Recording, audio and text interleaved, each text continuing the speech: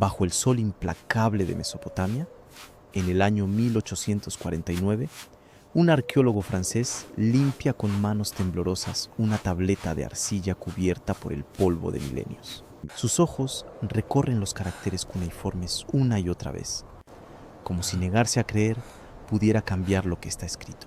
La tableta habla de reyes que gobernaron durante 30.000 años, de ciudades que existieron cientos de miles de años antes de que, según todos los libros de historia, existiera la civilización misma. El hombre deja caer la tableta, no por accidente. En los sótanos de museos de todo el mundo, miles de estas tabletas yacen catalogadas, traducidas y archivadas en un silencio conveniente. Hablan de una cronología imposible. 400.000 años de historia humana registrados meticulosamente por los sumerios. La civilización que oficialmente inventó la escritura hace apenas 5.000 años. No son mitos decorados con fantasía religiosa. Son listas sistemáticas, genealogías precisas, eventos fechados con una meticulosidad que haría sonrojar a cualquier historiador moderno. Los que las leen completas las llaman algo muy diferente: evidencia. La historia que nos enseñaron comienza hace 6.000 años, con agricultores primitivos descubriendo el trigo. Antes de eso, solo había oscuridad, tribus nómadas y silencio evolutivo. Las tabletas sumerias destrozan esta narrativa con la violencia de un martillo contra cristal. Describen civilizaciones avanzadas antes del gran diluvio, conocimiento astronómico que no deberíamos poseer hasta el telescopio, matemáticas que rivalizan con nuestros sistemas modernos. Y lo más perturbador, describen de dónde vino todo ese conocimiento. De seres que descendieron cuando la humanidad aún no debería saber encender fuego. Esto no es teoría conspirativa, es arcilla cocida hace 5.000 años, resguardada bajo toneladas de arena mesopotámica, esperando paciente a que alguien tuviera el coraje de leer lo que realmente dice. Los sumerios no inventaron la civilización y dejaron el manual de instrucciones enterrado en un idioma que tardamos 3.000 años en descifrar. Ahora que finalmente podemos leerlo, enfrentamos una pregunta que destroza todo lo que creíamos saber. ¿Qué pasó realmente en esos 400.000 años que nos han ocultado? La tableta hablaba de 8 reyes que gobernaron antes del gran diluvio. No durante décadas, no durante siglos, durante períodos que sumaban 241.200 años combinados.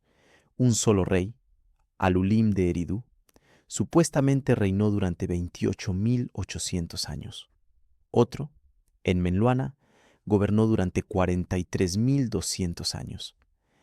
Estas no eran cifras decorativas ni exageraciones poéticas. Estaban escritas con la misma precisión contable que los sumerios usaban para registrar sus cosechas de cebada. Mismo formato, misma estructura gramatical, misma seriedad administrativa. Aquí está el secreto que los historiadores académicos no te dicen. Cuando estas traducciones se publicaron por primera vez, la reacción no fue curiosidad científica, fue pánico institucional. Las universidades, los museos, las instituciones religiosas, todos enfrentaban el mismo problema aterrador. Si las tabletas sumerias eran registros históricos reales, entonces toda la narrativa occidental sobre el origen de la civilización era una mentira. La Biblia, que durante siglos había sido la única fuente aceptada de cronología histórica, de repente parecía un libro de cuentos reciente comparado con los archivos de Sumeria. No estamos hablando de diferencias menores. Estamos hablando de que la historia humana documentada no comenzó hace 6.000 años, sino hace cientos de miles. La proporción del escándalo es difícil de dimensionar para nosotros hoy.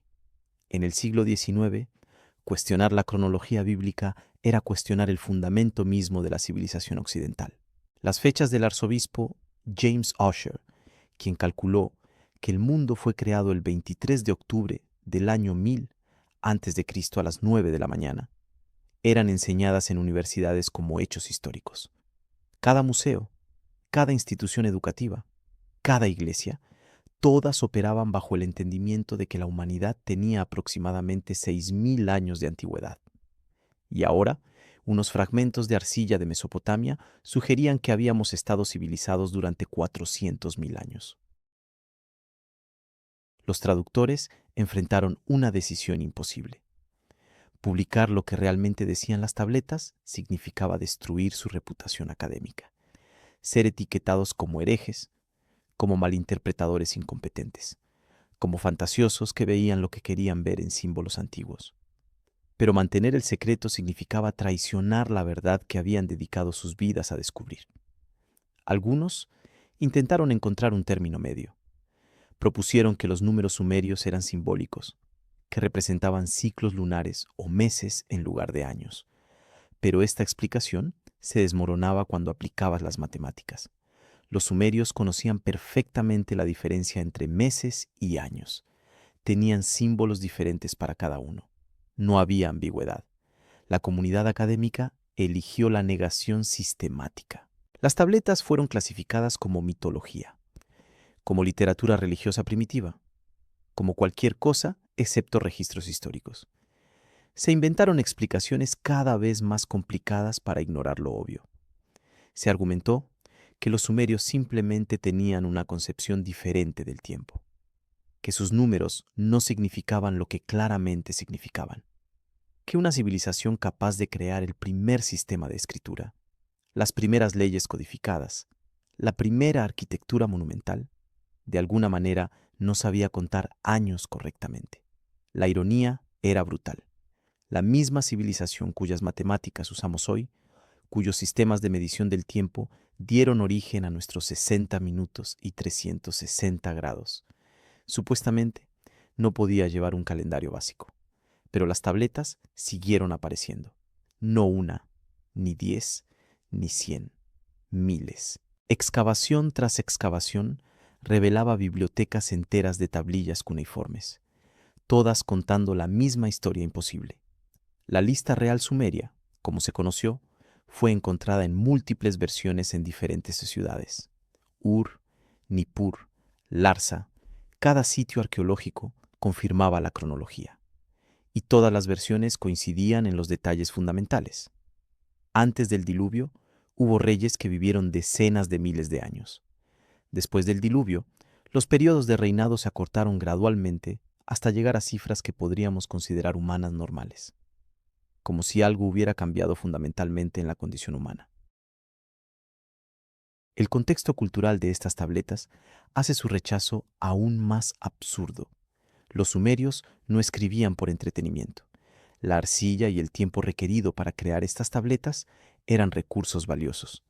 Cada tablilla era un documento oficial, archivado en templos y palacios, consultado para disputas legales y ceremonias religiosas. Eran los registros públicos de su civilización. Imagina que dentro de 3000 años, futuros arqueólogos desentierran nuestros archivos gubernamentales y decidan que los censos, los registros de nacimiento, las fechas históricas documentadas son solo fantasías decorativas, porque los números no coinciden con sus teorías preconcebidas. Eso es exactamente lo que hicimos con Sumeria. La verdad más perturbadora no es solo que las tabletas existen, es que sabemos exactamente qué dicen. Han sido traducidas completamente, verificadas por docenas de expertos independientes en cuneiforme, comparadas entre versiones, contextualizadas culturalmente. No hay misterio lingüístico aquí. El mensaje es cristalino. Lo que falta no es traducción. Lo que falta es coraje institucional para admitir lo que el mensaje significa, para enfrentar la posibilidad de que nuestra cronología oficial de la civilización humana no solo está incompleta, sino fundamentalmente equivocada desde el principio. Los descubridores de estas tabletas no eran buscadores de sensacionalismo, eran académicos conservadores del Imperio Británico victoriano, hombres que preferirían confirmar la narrativa bíblica que cuestionarla. Layard era un diplomático respetado. Henry Rawlinson, quien descifró gran parte del cuneiforme, era un oficial del ejército británico. Estos no eran revolucionarios buscando derribar el orden establecido. Eran el orden establecido. Y aún así, cuando las evidencias se acumularon, cuando tableta tras tableta repetía la misma cronología imposible, algunos de ellos tuvieron el coraje de admitir lo obvio. Los sumerios estaban registrando su historia real, no inventando mitos. Pero ese coraje tuvo un precio. Carreras arruinadas, reputaciones destruidas, libros censurados. La verdad de las tabletas sumerias fue sistemáticamente enterrada bajo capas de interpretación académica diseñada para proteger la cronología aceptada. Y durante más de 150 años, esta censura suave ha funcionado. La mayoría de las personas ni siquiera sabe que estas tabletas existen, que en los sótanos del Museo Británico, del Louvre, de museos universitarios alrededor del mundo, yacen miles de documentos antiguos describiendo una historia humana que se extiende cientos de miles de años hacia el pasado. Una historia que, si fuera cierta, significa que todo lo que nos enseñaron sobre nuestro origen es una versión editada, simplificada, despojada de su verdadero alcance temporal y complejidad. El descubrimiento que nadie quiso creer sigue esperando. Las tabletas no han desaparecido, no se han desintegrado, están ahí, catalogadas, traducidas, disponibles para quien tenga el coraje de leer lo que realmente dicen. Y lo que dicen es esto: hubo civilización antes de la civilización. Hubo conocimiento antes del conocimiento. Hubo una historia humana tan vasta, tan compleja, tan avanzada, que hace que nuestros 6.000 años de cronología oficial parezcan el último capítulo de un libro mucho, mucho más largo. Un libro que alguien decidió que no deberíamos leer. Imagina vivir lo suficiente para ver 100 generaciones de tu familia nacer y morir. Imagina gobernar un reino mientras la arquitectura evoluciona desde chozas de barro hasta templos monumentales. Imagina recordar con claridad eventos que ocurrieron 25.000 años atrás como si fueran ayer. Imagina que tu reinado es tan largo que las estrellas en el cielo cambian de posición, que los ríos cambian su curso, que los idiomas nacen y mueren mientras tú sigues sentado en el mismo trono. ¿Te sentirías todavía humano? ¿O te convertirías en algo diferente? Algo que trasciende nuestra comprensión del tiempo y la mortalidad. Esto no es filosofía abstracta. Es exactamente lo que las tabletas sumerias describen sobre los reyes que gobernaron antes del gran diluvio. La lista real sumeria los nombra con precisión meticulosa. 8 reyes, 5 ciudades, 241.200 años de reinado combinado. Cada nombre está registrado. Cada período está documentado. Cada ciudad está identificada. No hay ambigüedad lingüística aquí. No hay poesía decorativa que pueda reinterpretarse. Son registros administrativos con la misma estructura contable que los sumerios usaban para catalogar sus rebaños de ovejas. La única diferencia es que los números destruyen toda nuestra comprensión de lo que significa ser humano. El primer rey se llamaba Alulim. Gobernó en la ciudad de Eridu, la primera ciudad que, según los sumerios, descendió del cielo. Su reinado duró 28.800 años. Detente un momento y deja que ese número te penetre. 28.800 años. Para contexto, toda la historia escrita de la humanidad desde los sumerios hasta hoy abarca apenas 5.000 años. El reinado de un solo hombre fue casi 6 veces más largo que toda nuestra civilización documentada. Cuando Alulim subió al trono, la última edad de hielo apenas estaba terminando. Cuando finalmente murió o abdicó, los mamuts todavía caminaban por la tierra. Un solo hombre vio el mundo cambiar de maneras que nosotros solo podemos estudiar en estratos geológicos. Después de Alulim vino Alalgar, quien reinó 36.000 años. Luego Enmenluana, 43.200 años. Los nombres continúan. Enmengalana, 28.800 años. Dumuzi, 36.000 años. Ensipsiana, 28.800 años. Enmendurana, 21.000 años. Finalmente, Ubartutu, quien reinó 18.600 años antes de que el diluvio borrara todo. Cada nombre tiene significado en sumerio. Cada cifra está escrita con el mismo sistema numérico que usaban para calcular áreas de campos agrícolas y volúmenes de grano. No son símbolos místicos, son números contables en un registro oficial. La proporción de estos reinados contra cualquier experiencia humana conocida es devastadora. Si calculas la edad promedio de estos 8 reyes, cada uno gobernó aproximadamente 30.150 años. Para comparación, toda la historia del antiguo Egipto, desde la primera dinastía hasta Cleopatra, abarca solo 3.000 años. Un solo rey sumerio antediluviano vivió 10 veces más que toda la civilización egipcia. La dinastía Han de China, la más larga de la historia registrada, duró 400 años. Al-Ulim solo vio pasar 72 dinastías Han completas durante su reinado.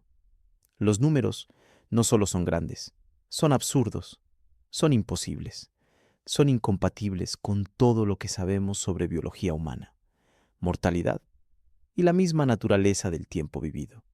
Aquí está lo que los historiadores académicos no te dicen.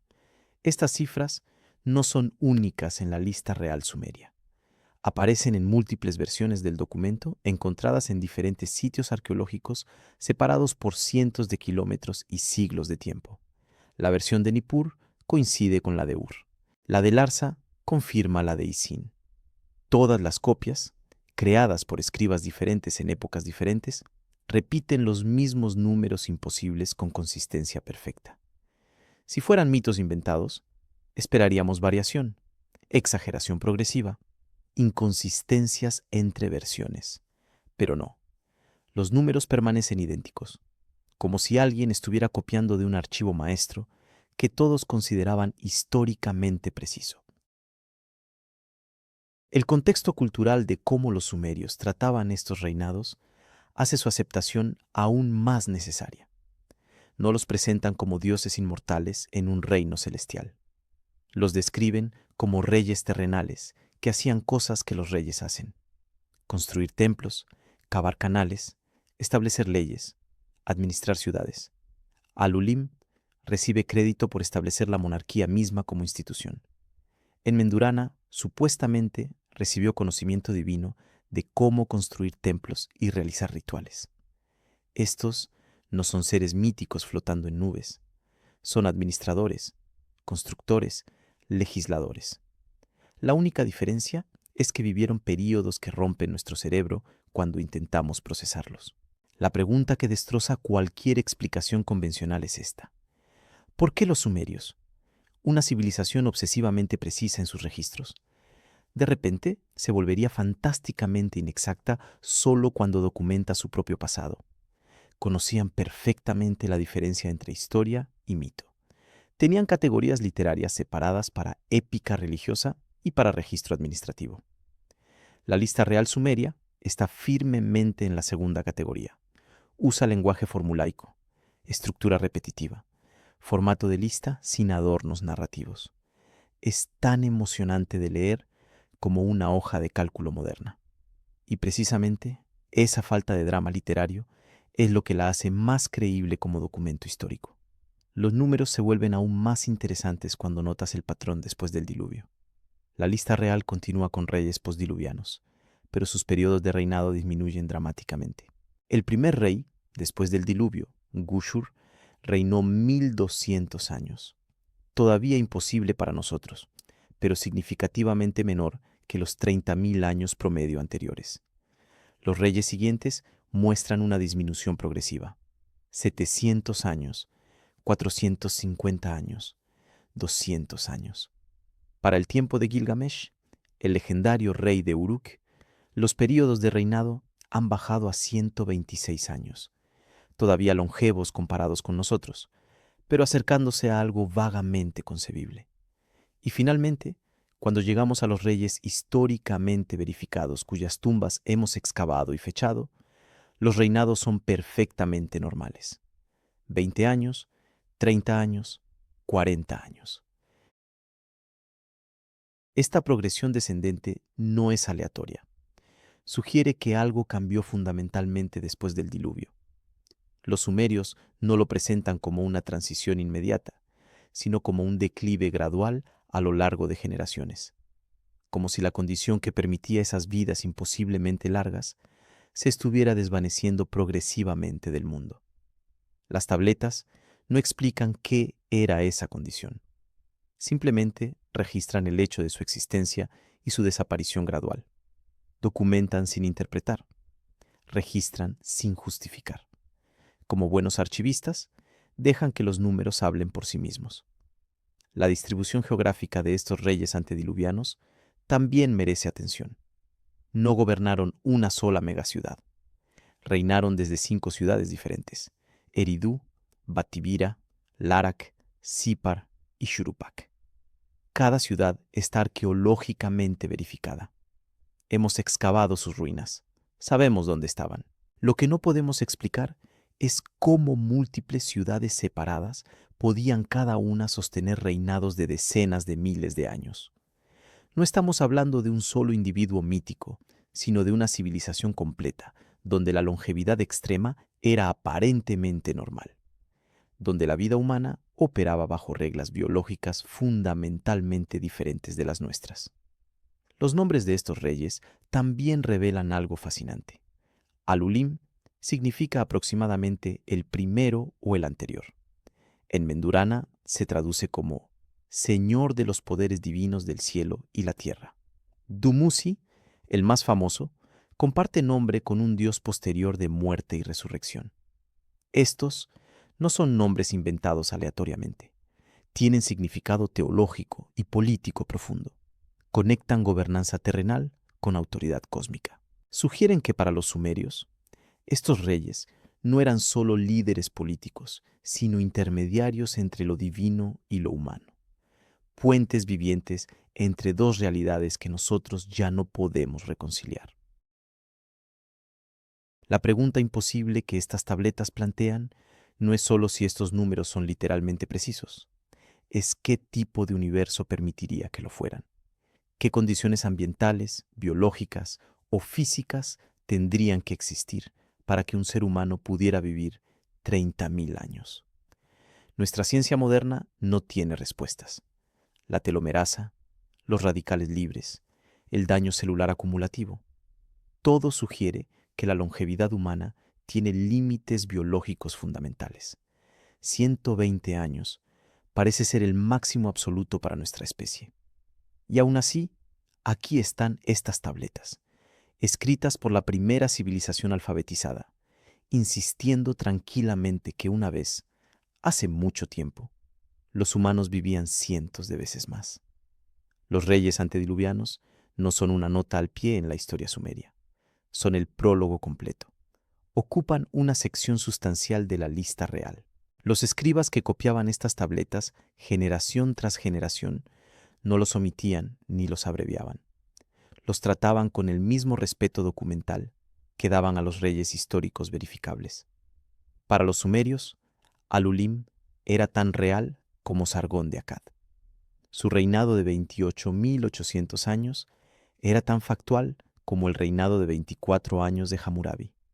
No había distinción en su mente entre historia antigua y historia reciente. Todo era simplemente historia. La magnitud temporal de esta era antediluviana es casi imposible de visualizar. 241.200 años. Para contexto, el Homo sapiens como especie tiene aproximadamente 300.000 años de antigüedad según la antropología moderna. Los reyes sumerios antediluvianos ocuparían más de 3/4 de toda la existencia de nuestra especie. Si sus reinados son literales, entonces la historia documentada de la humanidad civilizada no comenzó hace 5.000 años en Sumeria. Comenzó hace 250.000 de años en algún lugar que las tabletas llaman el principio del tiempo. Y Sumeria no inventó la civilización. La heredó, la reconstruyó, la recordó de un pasado tan antiguo que hace que las pirámides parezcan construcciones recientes. Los reyes que vivieron miles de años no son personajes de fantasía en las tabletas sumerias, son los fundadores, los primeros, los que establecieron todo lo que vino después. Y según Sumeria, todos murieron. El diluvio los borró. Sus ciudades fueron sumergidas. Su era terminó. Y cuando el mundo finalmente emergió del agua, la humanidad tuvo que empezar de nuevo, pero no desde cero. con memoria, con registros, con la comprensión de que una vez, antes del colapso, antes del agua, antes del olvido, hubo reyes que vieron el mundo girar durante decenas de miles de años y decidieron que esa historia valía la pena preservar en arcilla para siempre. Imagina que mañana despiertas y descubres que puedes resolver ecuaciones diferenciales complejas sin haber estudiado matemáticas jamás. Imagina que de repente conoces la distancia exacta entre la Tierra y el Sol sin telescopio, sin instrumentos, sin siglos de astronomía progresiva. Imagina que tu mente está llena de conocimiento que no aprendiste, que nadie te enseñó, que simplemente está ahí, como si siempre hubiera pertenecido a ti.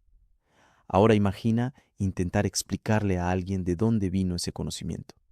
¿Cómo te sentirías cuando te digan que estás mintiendo porque ese conocimiento no debería existir en tu época?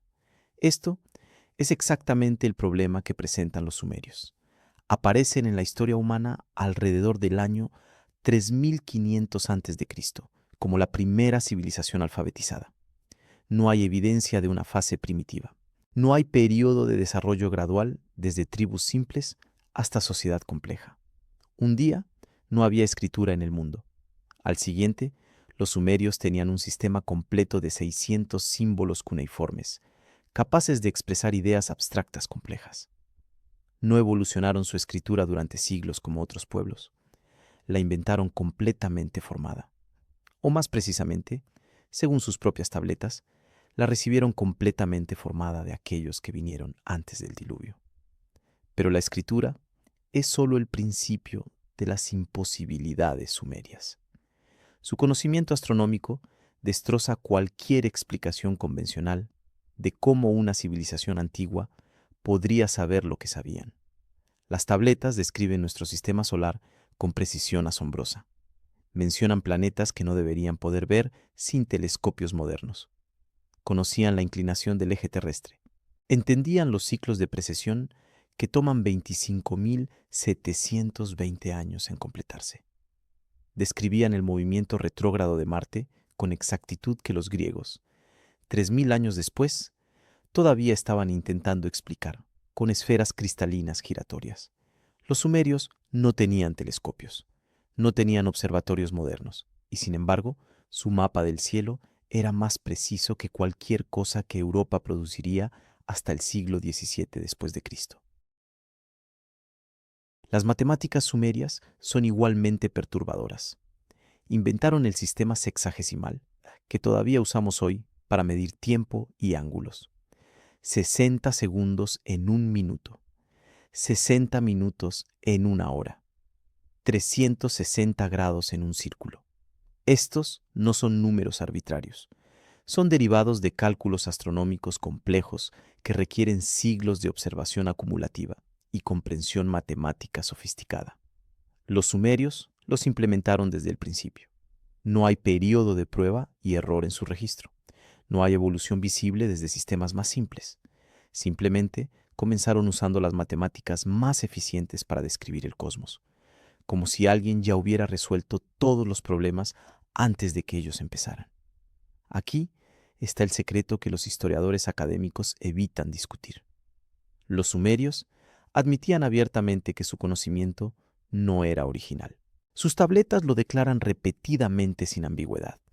El conocimiento les fue dado por quienes ellos llamaban los Anunnaki, los que del cielo a la tierra vinieron. No lo describen como metáfora poética ni como teología abstracta. Lo presentan como hecho histórico registrado. Estos seres enseñaron agricultura, arquitectura, metalurgia, escritura, leyes, medicina, astronomía. Todo el paquete completo de civilización avanzada entregado como un regalo o imposición de aquellos que ya lo poseían. Los sumerios no afirmaban ser los inventores, afirmaban ser los herederos. La arquitectura sumeria presenta el mismo problema imposible. Sus primeros templos no son chozas primitivas que gradualmente evolucionan hacia estructuras impresionantes. Sus primeras construcciones ya son obras maestras de ingeniería. El Sigurat de Ur, construido alrededor del año 2100 a.C., requiere conocimiento avanzado de matemáticas, arquitectura, logística de construcción y gestión de miles de trabajadores. Pero los sumerios estaban construyendo estructuras similares 1000 años antes. Y según sus registros, estas construcciones eran reconstrucciones de templos aún más antiguos destruidos por el diluvio. Cada generación simplemente reconstruía en el mismo sitio sagrado, siguiendo planos que databan de la era antediluviana. La metalurgia sumeria es otro enigma sin resolver. Dominaban la fundición de bronce desde su aparición histórica. El bronce requiere conocimiento específico de proporciones entre cobre y estaño, control preciso de temperatura de hornos y comprensión de propiedades de materiales que normalmente toma siglos de experimentación desarrollar. Los sumerios no tienen ese periodo experimental visible arqueológicamente. Aparecen ya trabajando bronce con maestría. Sus herramientas, armas y ornamentos muestran sofisticación técnica que sugiere tradición artesanal antigua, pero no hay evidencia de esa tradición en el registro arqueológico mesopotámico. Es como si el conocimiento metalúrgico simplemente se materializara completamente formado. La medicina sumeria registrada en sus tabletas incluye diagnósticos y tratamientos que no deberían existir en el año 3000 a.C. Describen cirugías oculares. Mencionan antibióticos naturales específicos. Documentan técnicas de sutura y esterilización de heridas. Su farmacopea incluye más de 250 plantas medicinales con indicaciones precisas de uso. No hay evidencia de un proceso gradual de descubrimiento por ensayo y error. Las tabletas médicas más antiguas ya contienen este conocimiento completo, como si estuvieran copiando de manuales médicos aún más antiguos, cuyo origen se pierde en el tiempo prediluviano. La proporción del problema es demoledora cuando lo comparas con otras civilizaciones antiguas. Egipto, que aparece poco después de Sumeria, muestra claros signos de desarrollo progresivo. Sus primeras pirámides son torpes, experimentales. La pirámide de Djoser es obviamente un ensayo. La pirámide doblada de Sneferu muestra el error en tiempo real, cuando los ingenieros egipcios ajustaron el ángulo a mitad de construcción. Solo después de estos experimentos visibles, construyeron las pirámides perfectas de Giza. Eso es desarrollo tecnológico normal. Eso es cómo las civilizaciones aprenden. Pero los sumerios no tienen esa fase de aprendizaje visible. Comienzan ya en la cima de la maestría técnica. Lo mismo con la escritura. Los jeroglíficos egipcios evolucionan visiblemente desde pictogramas simples hasta sistema complejo durante siglos. Podemos rastrear cada etapa de su desarrollo. El alfabeto fenicio emerge gradualmente de sistemas anteriores. El chino muestra transformación progresiva, desde inscripciones en huesos oraculares hasta caracteres modernos. Todas las escrituras del mundo tienen historia evolutiva excepto una, el cuneiforme sumerio. Aparece súbitamente, completamente funcional, capaz de expresar desde contabilidad básica hasta poesía épica compleja. No hay fósiles lingüísticos que muestren formas más primitivas. Los ejemplos más antiguos de cuneiforme ya son sofisticados. Aquí está lo que hace esto absolutamente imposible de ignorar. Los sumerios tenían conocimiento que Europa no recuperaría hasta después del Renacimiento. Sabían que la Tierra era esférica. Comprendían que orbitaba el Sol. Conocían la existencia de planetas exteriores invisibles al ojo desnudo. Entendían que las estrellas eran soles distantes. Todo esto está registrado en sus tabletas astronómicas. Europa pensaba que la Tierra era plana y el centro del universo hasta el siglo XVI después de Cristo. Los sumerios tenían razón 3500 años antes. La pregunta no es solo cómo sabían, es por qué olvidamos. ¿Por qué la humanidad tuvo que redescubrir dolorosamente durante milenios lo que Sumeria ya conocía al principio? La lista de conocimientos imposibles continúa. Los sumerios describían con precisión el ciclo de Saros, el período de 18 años y 11 días después del cual los eclipses se repiten, Este ciclo solo puede descubrirse mediante siglos de observación astronómica cuidadosa y registro meticuloso. Requiere matemáticas avanzadas para calcular.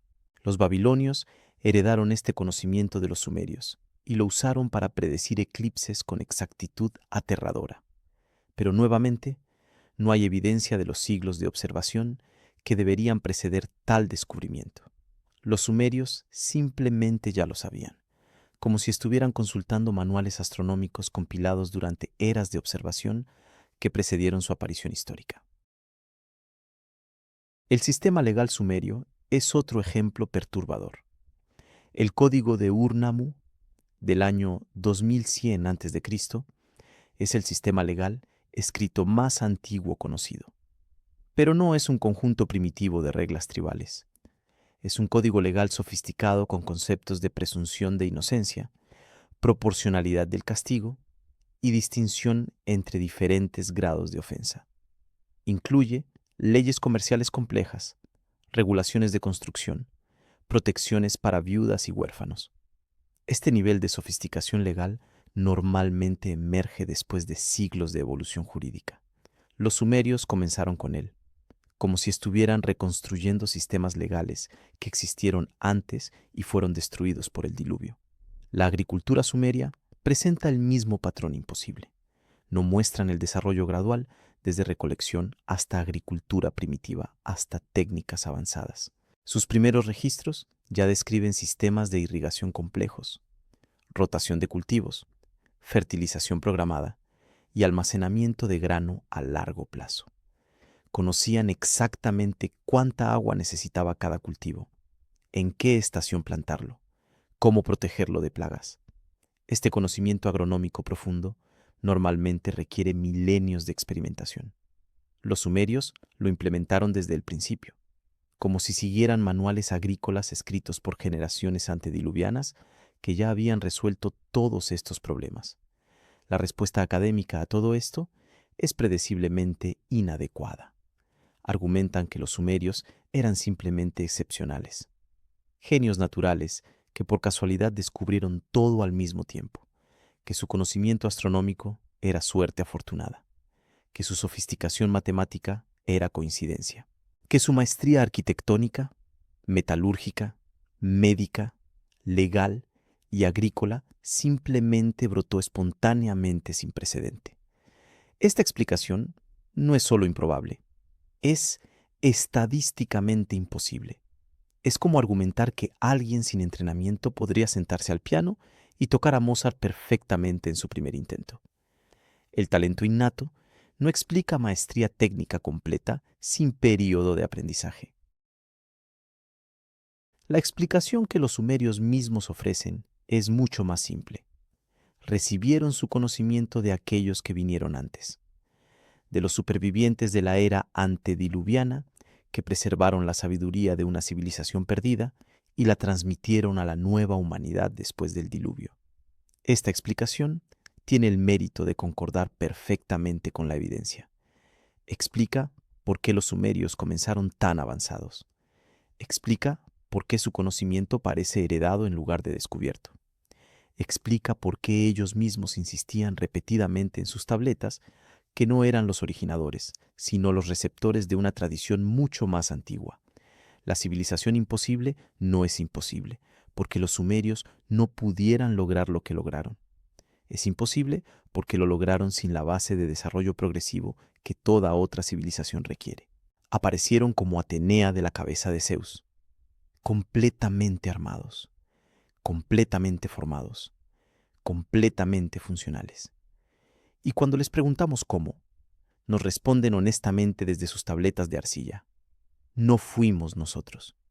Fue aquellos que vivieron antes del diluvio, aquellos que vieron el mundo durante decenas de miles de años, aquellos cuyo conocimiento era tan vasto que todavía estamos descifrando sus secretos 5000 años después. Imagina que seres con conocimiento que parece magia descendieran a tu aldea mañana. Poseen tecnología que no puedes comprender, conocimiento que te toma años explicarte, poder que hace temblar la tierra. Te enseñan agricultura, escritura, leyes, astronomía.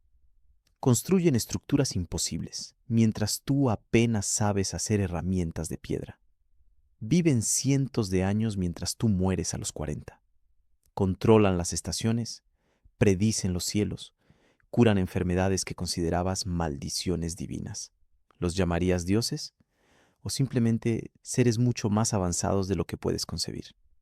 ¿Cómo registrarías su existencia para tus descendientes sin que suene a fantasía? Los sumerios enfrentaron exactamente este dilema, y su respuesta fue sistemática, detallada y perturbadoramente literal. Las tabletas no describen a los Anunnaki como conceptos teológicos abstractos flotando en reinos celestiales. Los presentan como individuos específicos con nombres propios, genealogías completas, conflictos familiares y roles administrativos definidos. Anu era el rey supremo. Enlil gobernaba la tierra y el aire. Enki controlaba las aguas subterráneas y el conocimiento. Ninhursag supervisaba la creación de trabajadores. Cada uno tiene biografía, personalidad y función específica. No son arquetipos míticos. Son personajes históricos con la misma especificidad que los reyes humanos que vinieron después. La palabra Anunnaki significa literalmente aquellos que del cielo a la tierra vinieron. No es metáfora, es descripción geográfica precisa. Las tabletas los describen descendiendo desde arriba, estableciéndose en ciudades específicas, interactuando directamente con humanos primitivos. No hay ambigüedad lingüística que permita reinterpretación. El sumerio es específico hasta el punto de ser técnico. Cuando dice descender del cielo, usa el mismo lenguaje direccional que usaría para describir un rey bajando de una montaña. Cuando dice venir a la tierra, emplea terminología de llegada física, no aparición espiritual. Las tabletas documentan la llegada de los Anunnaki con cronología precisa. Según los registros, descendieron hace 432.000 años. No es un número redondo simbólico. Es una cifra específica que los escribas copiaban con la misma precisión contable que usaban para inventarios de grano. Esta fecha los coloca mucho antes de la era antediluviana de los 8 reyes longevos. Los Anunnaki preceden incluso a esa civilización imposible. Son el origen del origen, la fuente del conocimiento que los reyes antediluvianos después administraron durante decenas de miles de años. La pregunta no es solo quiénes eran, es de dónde vinieron y por qué decidieron que esta particular roca, girando alrededor de un sol ordinario, valía la pena colonizar. Aquí está lo que los académicos no quieren discutir. Las descripciones de los Anunnaki en las tabletas suenan inquietantemente como encuentros con tecnología avanzada descrita por personas sin marco conceptual para comprenderla. Viajan en objetos que brillan y hacen ruido. Visten atuendos que resplandecen como el día. Portan herramientas que disparan fuego y destruyen montañas. Construyen estructuras que tocan el cielo usando métodos que parecen mover piedras con sonido.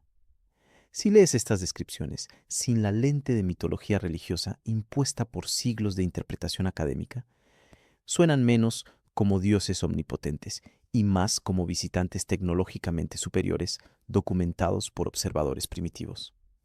La jerarquía de los Anunnaki está meticulosamente registrada. No es una masa indistinta de divinidades.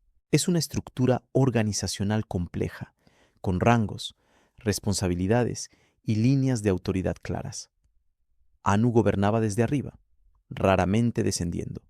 Sus hijos, Enlil y Enki, fueron asignados dominios terrestres específicos.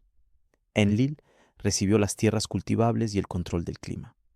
Enki obtuvo las aguas subterráneas y la responsabilidad de desarrollar conocimiento.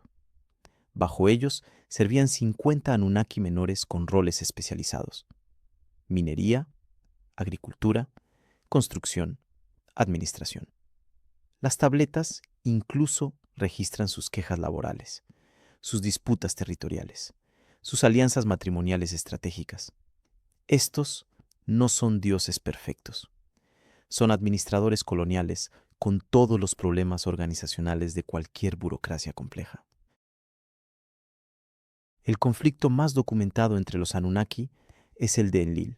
y Enki, medio hermanos con visiones opuestas sobre cómo tratar a la humanidad. Enlil los veía como trabajadores desechables, herramientas biológicas para servir necesidades de los Anunnaki. Enki los consideraba creaciones valiosas merecedoras de conocimiento y autonomía. Este conflicto permea toda la mitología mesopotámica posterior. Enlil es constantemente el antagonista severo que castiga a humanos por traspasar límites. Enki es el benefactor sabio que filtra conocimiento prohibido a la humanidad. La historia del diluvio culmina este conflicto. Enlil decide destruir a la humanidad. Enki secretamente advierte a Ziusudra para construir el arca. No son parábolas morales abstractas. Son registros de política interna entre facciones de colonizadores con diferentes filosofías de gestión. La proporción del conocimiento que los Anunnaki supuestamente compartieron es asombrosa. Las tabletas les atribuyen literalmente todo aspecto de civilización avanzada. Enki enseñó escritura, matemáticas, astronomía, medicina, metalurgia. Enlil estableció agricultura, construcción de ciudades, sistemas de irrigación. Ninhursag supervisó genética, creación de trabajadores híbridos, medicina reproductiva. Inanna transmitió leyes, protocolo real, arte de gobernar. Cada dominio de conocimiento humano avanzado es rastreado hasta un Anunnaki específico que lo otorgó o impuso. Los sumerios no afirmaban haber descubierto nada por sí mismos. Todo era enseñanza recibida de aquellos que ya sabían. La pregunta que destroza cualquier interpretación puramente mitológica es esta. ¿Por qué los sumerios serían tan específicos sobre algo completamente inventado? Si los Anunnaki fueran simplemente personificaciones de fuerzas naturales, esperaríamos generalidad, simbolismo obvio, arquetipos universales. Pero las tabletas están llenas de detalles irrelevantes para cualquier propósito mitológico. Registran que Enki tenía 7 hijos y una hija, que Enlil violó a una diosa joven y fue temporalmente exiliado, que Inanna robó poderes divinos de su padre estando ebria, que los Anunnaki menores se rebelaron por condiciones laborales difíciles en las minas. Estos detalles personales y prosaicos no sirven función teológica. Son exactamente el tipo de detalles incómodos que aparecen en registros históricos reales. La descripción física de los Anunnaki es consistente a través de múltiples tabletas. Son más altos que humanos normales. Viven extraordinariamente más tiempo. Poseen fuerza física superior. Estos no son atributos divinos abstractos. Son descripciones biológicas comparativas. Las tabletas los distinguen claramente de humanos ordinarios, pero no los presentan como inmortales o omnipotentes. Los Anunnaki envejecen, aunque lentamente. Pueden enfermar. Algunos mueren en conflictos. Tienen limitaciones físicas. La diferencia con humanos es de grado, no de tipo. Como comparar un humano moderno con nuestros ancestros de hace 100.000 años. Similares pero mejorados en longevidad, salud, capacidad cognitiva. Las tabletas también registran relaciones reproductivas entre Anunnaki y humanos, no como violaciones místicas entre dioses y mortales, sino como apareamientos biológicos que producen descendencia híbrida. Estos híbridos, llamados semidioses en traducciones modernas, poseían longevidad intermedia entre humanos y Anunnaki. Vivían siglos en lugar de décadas, pero no los milenios de Anunnaki puros. Muchos de los reyes legendarios de la lista real sumeria son identificados como estos híbridos. La genealogía es rastreada meticulosamente. Nuevamente, esto no es mitología abstracta. Es registro genealógico con las mismas preocupaciones de linaje real que cualquier monarquía histórica documentaría. Aquí está el detalle que hace colapsar la interpretación puramente religiosa. Las tabletas describen tecnología específica de los Anunnaki, no poderes mágicos, tecnología. Objetos que hacen cosas específicas mediante métodos que los observadores humanos no comprenden pero intentan describir. El Mes, una nave que vuela y brilla. El Shem, un arma que dispara fuego. El Gir, un objeto puntiagudo que corta montañas. El Ukin, un dispositivo de comunicación que permite hablar a través de distancias. Cada término sumerio es específico, consistente a través de múltiples textos. No son términos para conceptos sobrenaturales. Son nombres para herramientas tecnológicas descritas, lo mejor que vocabulario primitivo permite. El propósito de la presencia Anunnaki, según las tabletas, es también específico y prosaico. Minería. Vinieron buscando minerales, específicamente oro y otros metales. Establecieron operaciones mineras en regiones que las tabletas identifican geográficamente. Cuando el trabajo resultó demasiado difícil para los Anunnaki mismos, crearon trabajadores biológicos para hacer el trabajo pesado. Esos trabajadores son la humanidad. No fuimos creados por amor divino o capricho teológico. Fuimos ingeniería genética intencional para resolver un problema laboral. Las tabletas son brutalmente directas sobre esto. Ninmah y Enki experimentaron durante generaciones perfeccionando trabajadores que fueran suficientemente inteligentes para seguir instrucciones, pero no tanto como para rebelarse. La humanidad fue diseñada para servir. La cronología de 432.000 años para la llegada de los Anunnaki tiene implicaciones profundas. Si fuera literal, significa que observaron o causaron la totalidad de la evolución humana moderna. Vieron al Homo erectus convertirse en Homo sapiens. Presenciaron el desarrollo del lenguaje, herramientas, pensamiento simbólico. Potencialmente intervinieron en ese proceso, acelerándolo mediante ingeniería genética que las tabletas describen explícitamente. La diferencia entre nosotros y nuestros primos evolutivos cercanos, neandertales y denisovanos, podría no ser solo selección natural. Podría ser manipulación intencional por visitantes que necesitaban trabajadores con capacidades cognitivas específicas. Los descendientes de los Anunnaki, según las tabletas, son los reyes antediluvianos de la lista real. Los híbridos de primera y segunda generación que vivían miles de años. Cuando los Anunnaki eventualmente se retiraron o fueron destruidos en el diluvio, estos híbridos heredaron control de la civilización. Su longevidad extrema derivaba de genética Anunnaki diluida. Pero con cada generación, conforme se mezclaban más con humanos ordinarios, los periodos de vida se acortaban. El declive progresivo de reinados que vimos en la lista real sería entonces el resultado de dilución genética gradual.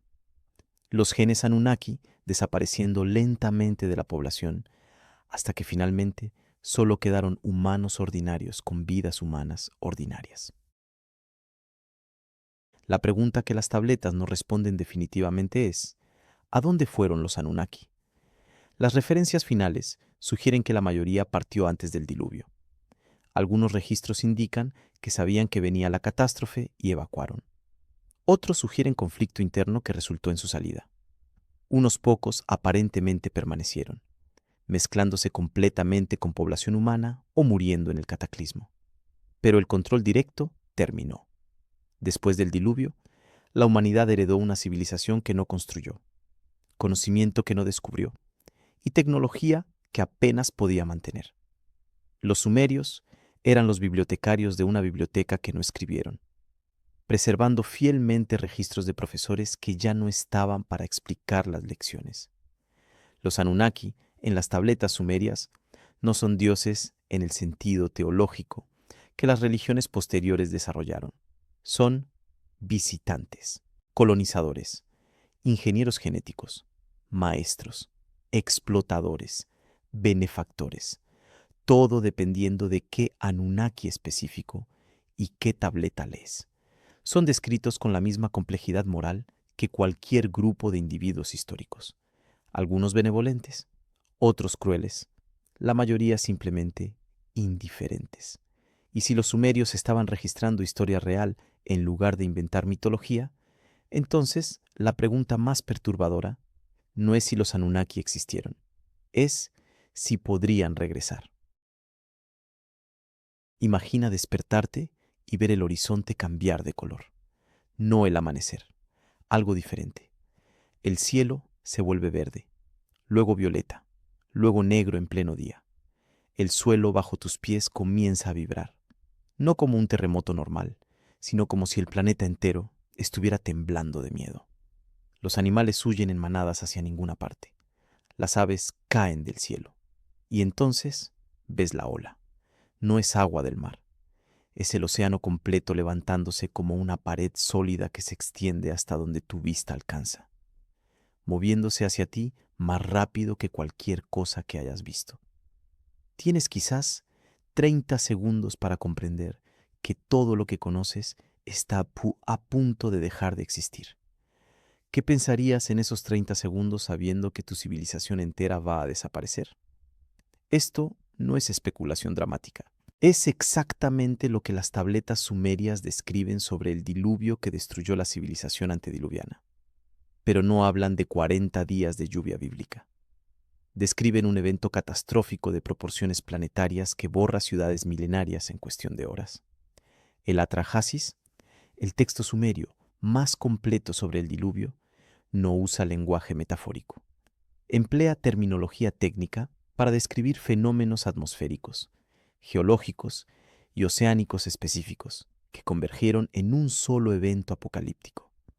Las tabletas hablan de vientos que arrancan montañas, aguas que suben hasta cubrir las cimas más altas, y oscuridad total que duró días mientras el mundo se ahogaba.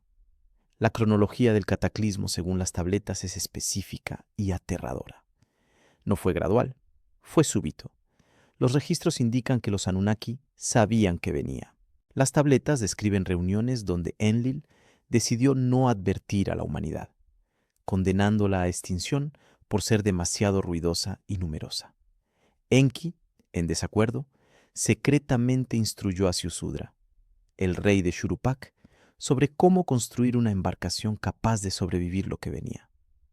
Las instrucciones son técnicas, dimensiones precisas, materiales específicos, sellado con betún, compartimentos internos, una cubierta superior cerrada.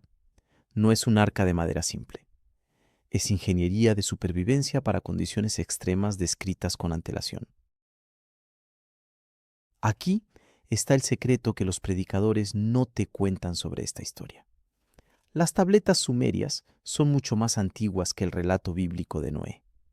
El Génesis fue escrito alrededor del año 1000 a.C. Las tabletas sumerias datan del año 2000 a.C. o más antiguas, y describen eventos que según su cronología ocurrieron hace aproximadamente 13.000 años. Los hebreos no inventaron la historia del diluvio, la heredaron de los babilonios, quienes la heredaron de los acadios, quienes la copiaron directamente de los sumerios. Cada versión posterior simplifica y moraliza la historia original. La versión sumeria es la más cruda, la más técnica, la más específica y la más aterradora porque no ofrece justificación moral reconfortante, solo describe lo que pasó.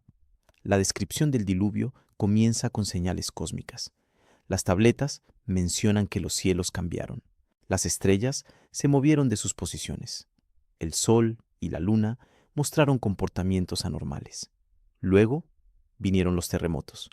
No uno, sino series continuas que colapsaron estructuras en todas las ciudades conocidas. El mar comenzó a retirarse dramáticamente, dejando el fondo oceánico expuesto por kilómetros. Los animales terrestres instintivamente huyeron hacia las montañas. Y entonces llegó el agua. Las tabletas la describen como montañas líquidas que avanzaban en todas direcciones simultáneamente. No era inundación desde un punto de origen. Era como si el océano entero se hubiera levantado y decidido tragarse la tierra. La proporción de la destrucción documentada es total. Las tabletas no describen algunas ciudades inundadas. Describen todas las ciudades sumergidas, toda construcción humana destruida, toda agricultura aniquilada, toda la población que no estaba en la embarcación de Ziusudra o en las montañas más altas, muerta. Los 8 reyes antediluvianos que gobernaron durante 241.200 años combinados, sus dinastías completas, sus ciudades que habían existido durante decenas de miles de años, sus bibliotecas de conocimiento acumulado durante eras, todo borrado en menos de una semana. El reseteo fue tan completo que cuando el agua finalmente retrocedió, los sobrevivientes encontraron un mundo irreconocible. Lo que hace esta descripción absolutamente perturbadora es su coincidencia con evidencia geológica moderna. Alrededor del año 11.000 a.C., hace aproximadamente 13.000 años, ocurrió un evento catastrófico global documentado en el registro geológico. Se llama el Dryas reciente, un período de enfriamiento súbito y catastrófico que colapsó temperaturas globales en décadas. Geólogos han encontrado evidencia de inundaciones masivas, cambios oceánicos dramáticos, extinciones de megafauna y colapso de culturas humanas emergentes precisamente en este periodo. Las fechas coinciden inquietantemente con la cronología que las tabletas sumerias proporcionan para el diluvio. No es coincidencia vaga, es concordancia específica entre registro antiguo y evidencia física moderna. Las capas sedimentarias en Mesopotamia muestran una interrupción dramática alrededor de este periodo. Hay una capa de lodo marino que separa asentamientos antiguos de desarrollos posteriores. Arqueólogos británicos en los años 20, excavando Ur, encontraron esta capa y la identificaron como evidencia del diluvio. La capa contiene sedimentos oceánicos depositados violentamente sobre tierra que claramente había sido habitada. Encima de esta capa, después de un gap temporal significativo, aparecen nuevos asentamientos usando tecnologías y estilos arquitectónicos que parecen heredados de la era anterior, pero reconstruidos desde cero, como si los sobrevivientes intentaran recrear lo que recordaban de la civilización perdida. La descripción de Ziusudra en su embarcación durante el cataclismo es visceralmente aterradora. Las tabletas describen 7 días y 7 noches de tormenta absoluta. La embarcación fue golpeada por olas como montañas. La oscuridad era total. No podían ver nada más allá de la cubierta. El ruido era ensordecedor, descrito como los gritos de dioses furiosos. Ziusudra y su familia no podían distinguir arriba de abajo, día de noche. Estaban completamente a merced de fuerzas que no comprendían, esperando cada segundo que la estructura de madera se desintegrara y los tragara el abismo. Cuando finalmente el movimiento cesó y pudieron abrir la cubierta, el mundo que conocían simplemente no existía más. La tierra que Ziusudra encontró al emerger no era su hogar. Las tabletas describen su desesperación cuando navegó buscando cualquier señal de las ciudades que había conocido. No había nada, solo agua hasta el horizonte en todas direcciones. Los puntos de referencia geográficos que había usado toda su vida, desaparecidos. Las montañas que debería reconocer, bajo agua o irreconocibles. Finalmente, después de días de deriva, la embarcación encalló en una montaña que sobresalía del océano global. Las tabletas la identifican como el Monte Nisir, en lo que hoy es el norte de Irak. Ziusudra envió aves para buscar tierra firme, exactamente como la historia bíblica describe. No porque la Biblia sea original, porque está copiando el relato sumerio casi textualmente. Aquí está lo que los académicos no quieren que consideres. Si las tabletas están describiendo un evento real, entonces la implicación es aterradora. Una civilización que existió durante cientos de miles de años, que alcanzó niveles de conocimiento y sofisticación que apenas estamos redescubriendo, fue completamente aniquilada en días. Todo su conocimiento acumulado, perdido, excepto lo que pudieron preservar unos pocos sobrevivientes. Todo su registro histórico, borrado excepto fragmentos que se transmitieron oralmente durante generaciones hasta que finalmente fueron escritos por los sumerios.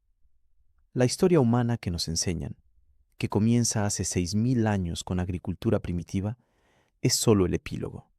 Es la historia de cómo nos recuperamos del casi exterminio. La historia real es mucho, mucho más larga y termina en tragedia absoluta. Las tabletas también describen la reacción de los Anunnaki al diluvio. Incluso ellos fueron tomados por sorpresa por su magnitud. Enlil había anticipado una inundación que reduciría a la población humana. Lo que obtuvo fue un cataclismo que casi destruyó el planeta. Las descripciones los muestran horrorizados. lamentando la destrucción, reconociendo que habían ido demasiado lejos. Cuando finalmente encuentran a Ciusudra vivo, hay conflicto. Enlil está furioso de que alguien sobreviviera a su decreto de extinción. Enki argumenta que la humanidad merece una segunda oportunidad. La resolución es un compromiso. La humanidad puede reconstruirse, pero con limitaciones. Su vida será acortada. Su conocimiento será restringido. No se les permitirá alcanzar nuevamente el nivel de desarrollo que provocó su casi extinción. Esta restricción postdiluviana explica el patrón que vimos antes en la lista real. Los reyes, después del diluvio, viven progresivamente menos. No porque la biología humana cambiara naturalmente, porque fue cambiada intencionalmente. Las tabletas insinúan manipulación genética adicional de los sobrevivientes para asegurar que las vidas humanas fueran más cortas. La longevidad extrema de la era antediluviana nunca regresaría. Con ella se fue también la posibilidad de acumular conocimiento durante decenas de miles de años.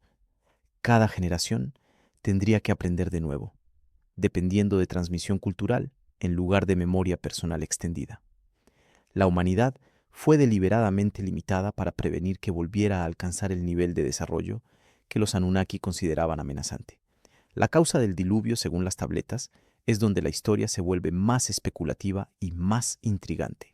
Las descripciones de cambios celestiales, movimientos estelares anormales y perturbaciones del Sol y la Luna sugieren un evento cósmico. Algunos investigadores modernos han propuesto que un cometa o asteroide impactó o pasó cerca de la Tierra, causando perturbaciones gravitacionales masivas que desplazaron océanos, desestabilizaron la corteza terrestre y provocaron el cataclismo global. Las tabletas no son lo suficientemente técnicas para confirmar esto definitivamente, pero su descripción de señales celestes antes del diluvio coincide con lo que esperaríamos de un evento astronómico mayor. La evidencia de un impacto catastrófico hace 13.000 años está siendo cada vez más aceptada por geólogos. Cráteres de impacto fechados en este periodo. Depósitos de nanodiamantes que solo se forman bajo presión extrema de impactos. Distribución global de sedimentos que sugieren tsunamis masivos. Extinciones súbitas de especies de megafauna que habían sobrevivido exitosamente durante cientos de miles de años. Todo apunta a algún tipo de catástrofe planetaria en el periodo exacto que las tabletas sumerias identifican. La ciencia moderna está confirmando lentamente lo que Sumeria escribió hace 5.000 años. Hubo un evento que reseteó la civilización humana hace aproximadamente 13.000 años. Cuando el agua finalmente retrocedió, Ciusudra y los otros sobrevivientes enfrentaron una tarea imposible: reconstruir una civilización completa desde memoria fragmentaria. No todos los aspectos del conocimiento antediluviano sobrevivieron. Mucho fue perdido permanentemente. Lo que preservaron lo transmitieron con reverencia casi religiosa, copiándolo en tabletas de arcilla en cuanto reinventaron la escritura. Los sumerios no estaban inventando su historia. Estaban archivando desesperadamente lo que los sobrevivientes del diluvio habían logrado preservar. Cada tableta era un acto de resistencia contra el olvido total. Un esfuerzo por asegurar que aunque la civilización antediluviana había sido destruida, al menos su memoria sobreviviría. El gran cataclismo que las tabletas describen no fue castigo divino por pecado moral. Fue consecuencia de fuerzas naturales o cósmicas que coincidieron en un momento catastrófico.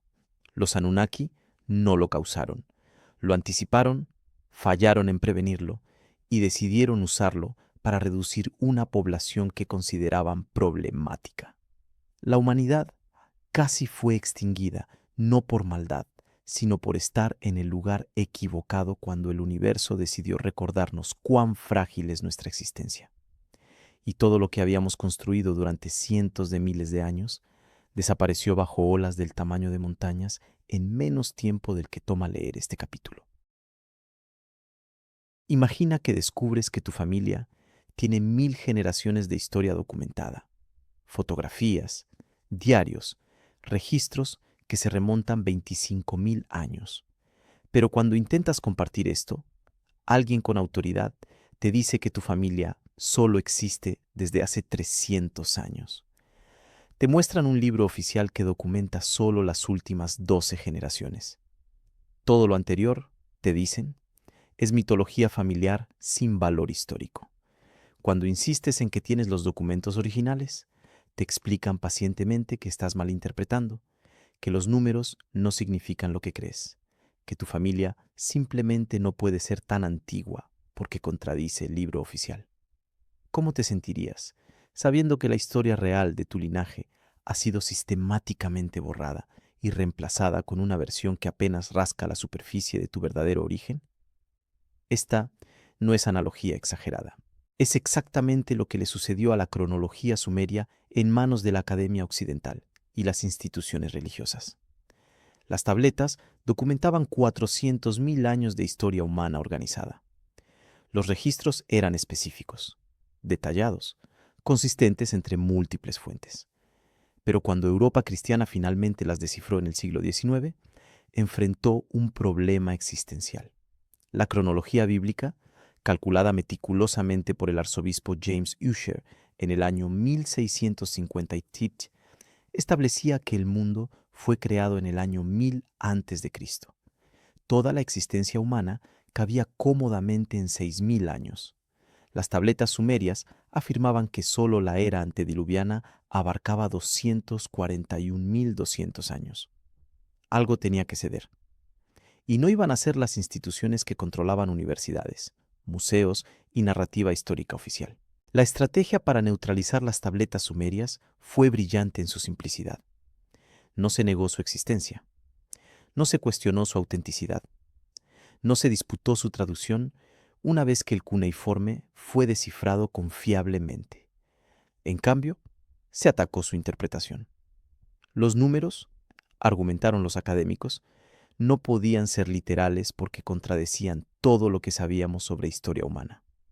Por lo tanto, debían ser simbólicos, mitológicos, exagerados con propósitos religiosos. Esta interpretación se convirtió en dogma académico, sin que nadie demostrara definitivamente que los sumerios usaban números de manera no literal en registros administrativos. Simplemente se asumió porque la alternativa era demasiado perturbadora para contemplar.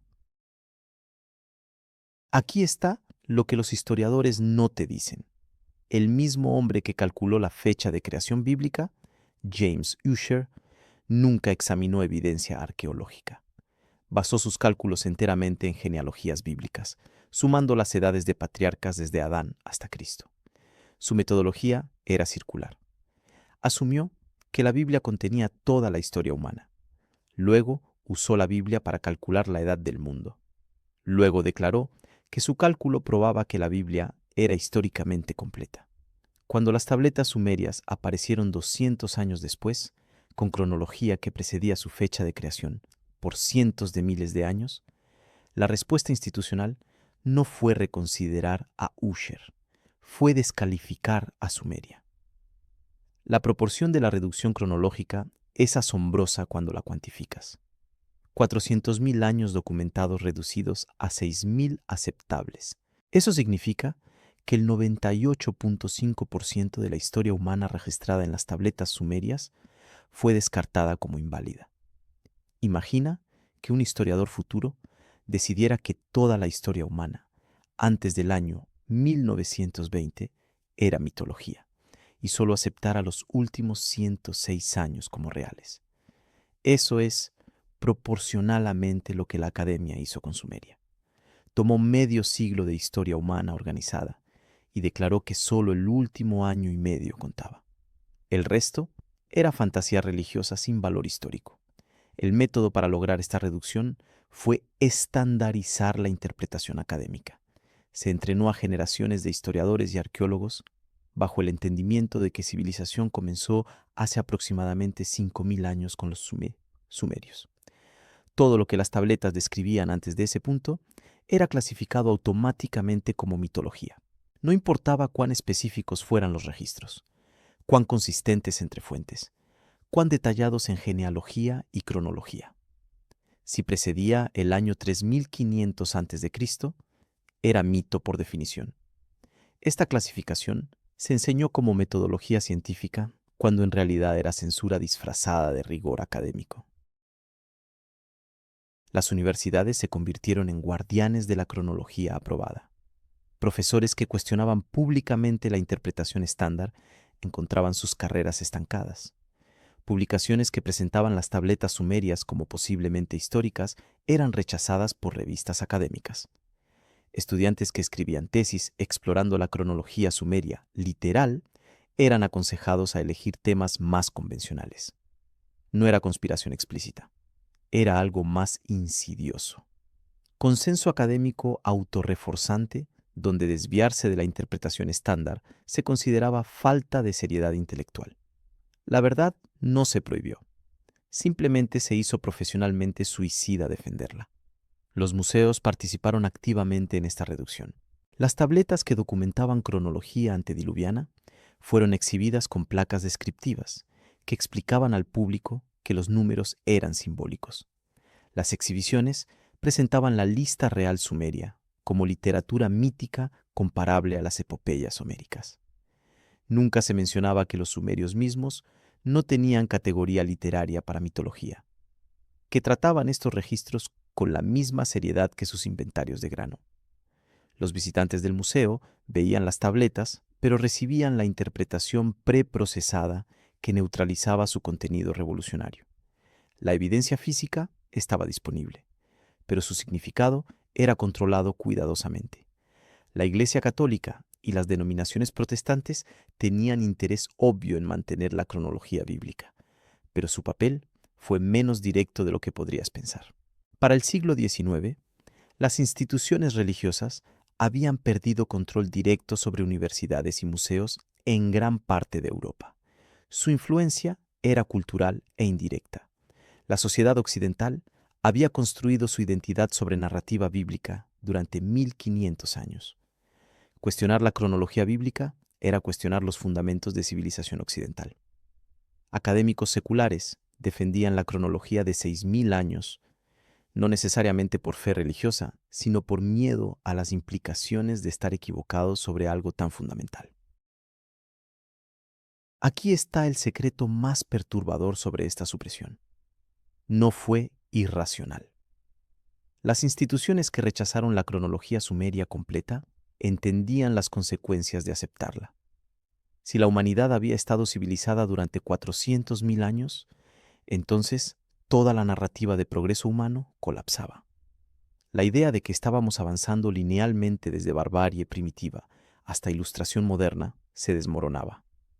En su lugar emergía una imagen aterradora. Civilizaciones alzándose y cayendo durante eras incomprensibles. Conocimiento ganándose y perdiéndose repetidamente. La humanidad moderna no siendo la cúspide del desarrollo, sino simplemente la versión actual en un ciclo mucho más largo. Esta visión era filosóficamente insoportable para la mentalidad del siglo XIX que creía en progreso inevitable. La evidencia que contradecía la cronología corta fue sistemáticamente reinterpretada o ignorada. Artefactos fuera de lugar encontrados en estratos geológicos demasiado antiguos fueron descartados como contaminación.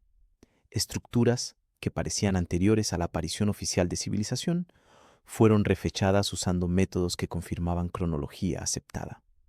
Cualquier hallazgo que sugiriera ocupación humana avanzada antes del año 10.000 a.C. era automáticamente sospechoso, no porque la evidencia fuera defectuosa, sino porque contradecía el paradigma. La arqueología moderna operaba bajo principio no declarado. Si no encaja en la cronología, no es válido. La cronología era incuestionable. La evidencia era negociable. La reducción de 400.000 años a 6.000 también sirvió propósitos nacionalistas. Europa del siglo XIX estaba en pleno colonialismo. Justificar la dominación de pueblos no europeos requería narrativa de superioridad cultural. Si civilización había comenzado hace solo 6.000 años con Mesopotamia, luego transferido a Grecia, luego a Roma, luego a Europa cristiana, entonces la dominación europea era resultado natural de herencia civilizacional lineal.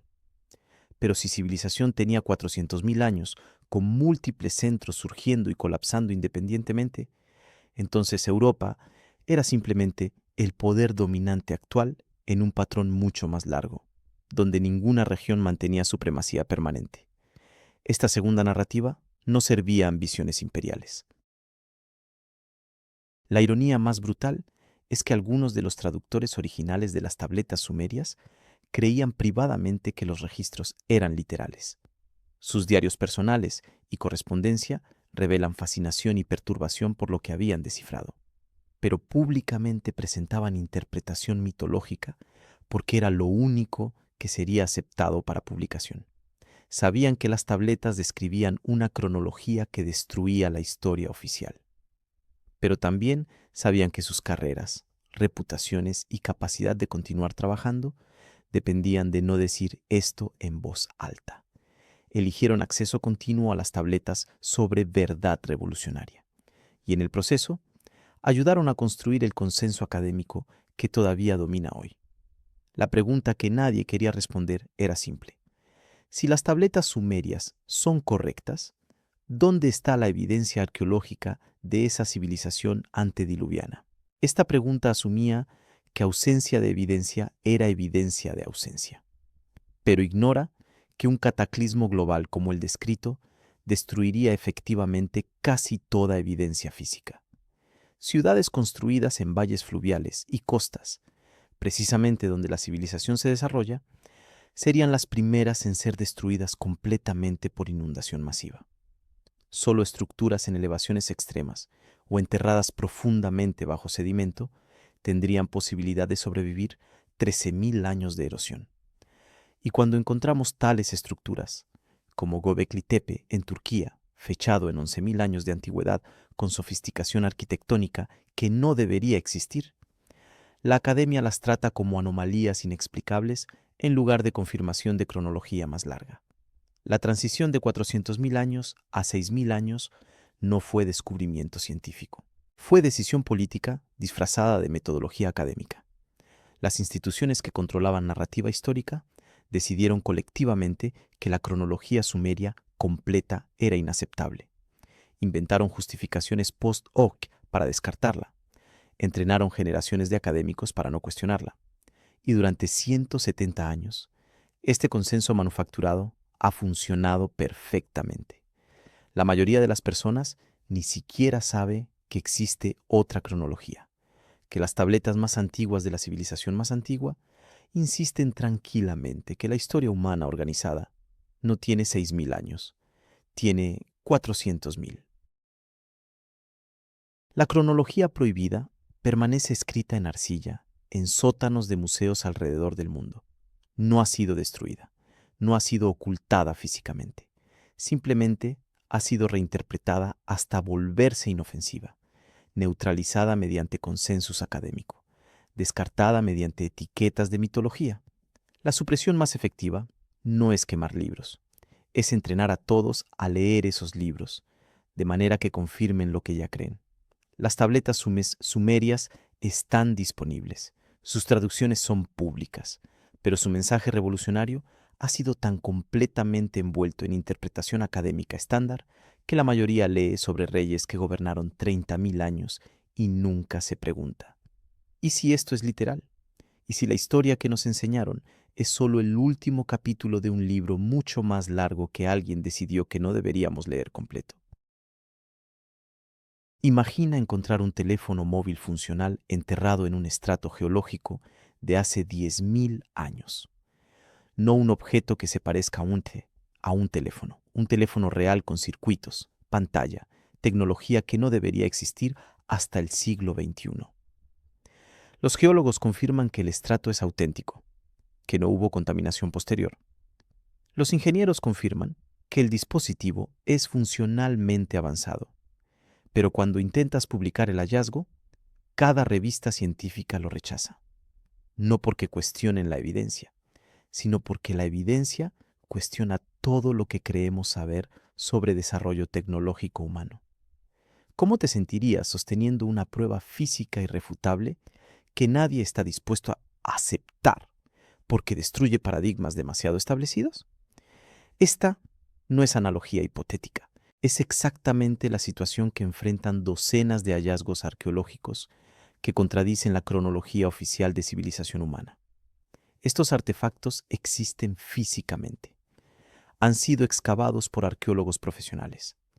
Han sido fechados usando múltiples métodos científicos, pero son sistemáticamente clasificados como anomalías, errores de datación o simplemente ignorados porque no encajan en la narrativa de que civilización avanzada comenzó hace solo 6.000 años. Las tabletas sumerias no están solas en su testimonio de historia humana más profunda. El registro físico de la Tierra grita la misma verdad, pero requiere coraje escuchar lo que está diciendo. Göbekli Tepe. En Turquía es quizás la evidencia más demoledora contra la cronología convencional. Descubierto en 1994, este sitio contiene estructuras monumentales fechadas con radiocarbono en 11.600 años de antigüedad. No son chozas primitivas, son templos megalíticos con pilares de piedra caliza de 20 toneladas cada uno, tallados con relieves artísticos sofisticados de animales, símbolos abstractos y figuras humanoides. La construcción requiere organización social compleja, conocimiento arquitectónico avanzado y recursos que supuestamente no existían en esa época. Según la cronología oficial, los humanos de hace 11.000 años eran cazadores-recolectores nómadas sin arquitectura, sin religión organizada, sin capacidad de movilizar cientos de trabajadores para proyectos monumentales. Göbekli Tepe existe. La cronología oficial no puede explicarlo. La proporción de la imposibilidad de Göbekli Tepe se vuelve clara cuando entiendes su contexto temporal. Fue construido 6.000 años antes de Stonehenge, 7.000 años antes de las pirámides de Egipto, 6.500 años antes de que los sumerios supuestamente inventaran la primera civilización. No muestra signos de ser construcción experimental o primitiva. Es arquitectura madura, confiada, ejecutada por constructores que claramente sabían lo que hacían. Implica tradición arquitectónica anterior, que perfeccionó estas técnicas durante generaciones. Pero no tenemos evidencia de esa tradición anterior, porque supuestamente no debería existir.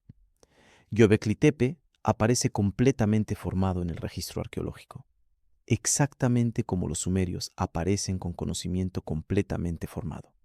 El patrón se repite. Aquí está lo que los arqueólogos académicos admiten privadamente, pero rara vez dicen públicamente. Göbekli Tepe requiere reescribir la historia del Neolítico completamente. Si humanos podían construir estructuras tan sofisticadas hace 11.600 años, entonces todas nuestras teorías sobre desarrollo social gradual, desde bandas primitivas hasta sociedades complejas, son incorrectas. La transición no fue gradual, fue súbita, o más precisamente, fue reconstrucción. Las tabletas sumerias describen exactamente esto. Después del diluvio, hace aproximadamente 13.000 años, los sobrevivientes reconstruyeron conocimiento que poseían antes. Göbekli Tepe sería uno de los primeros intentos postdiluvianos de recrear arquitectura monumental, no el principio de civilización. La recuperación después de su casi extinción.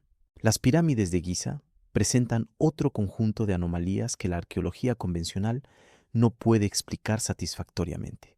Las 3 pirámides principales están alineadas con precisión astronómica que requiere conocimiento matemático y observación celeste sofisticada.